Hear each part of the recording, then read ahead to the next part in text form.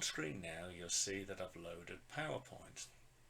I've also loaded a slide deck that I'm going to use to present as a video rather than a slide deck that would present in a live situation.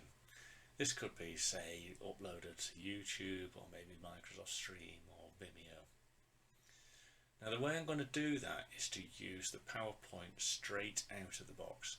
Now unfortunately this will not work with the web versions of the PowerPoint, so people who have got a Chromebook may have to find another way of doing this. Now to access the record feature, I'm going to first of all select the slideshow ribbon by clicking on the slideshow here. Just underneath now you can see that there's a record slideshow option. So by clicking on this button I'm going to bring up the kind of video editing suite that is available to people using PowerPoint. Now when the editing suite opens, you'll find that there are a number of options.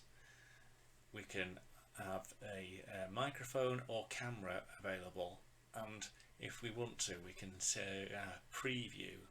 I'm going to click on that now. Now the preview is showing another version of me on a slightly different camera. Now when it comes to doing the recording, all you've got to do is hit this record button up here. I'll click on it now and you'll see that it counts down from 3 to 1, and when the camera is live you'll see a red dot appear in the image that you've got from your camera feed. Now at this point you do whatever narration you felt that was appropriate. Maybe you could read from the notes that you've saved with your PowerPoint deck, or maybe you could decide to sort of draw on the deck in particular ways. You can even advance to the next slide and continue your narration in one great big hit. Now when you've finished your recording you can hit the stop button. Should you want to now look at what you've recorded, you could review it using the replay.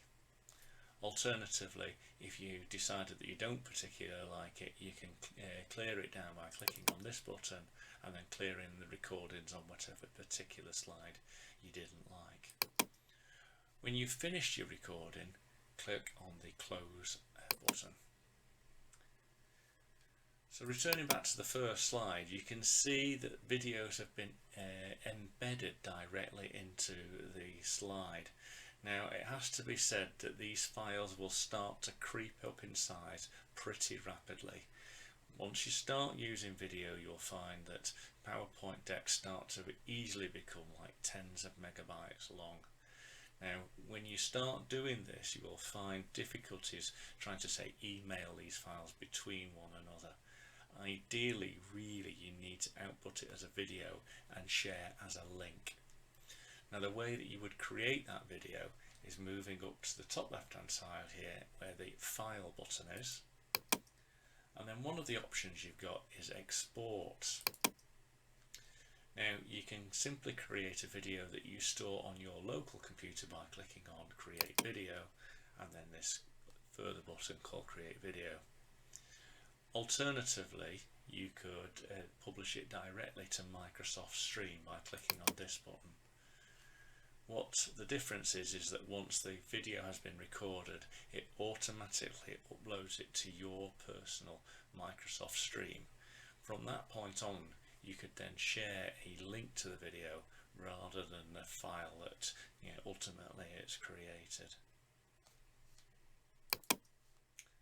That, in a nutshell, is all there is to it.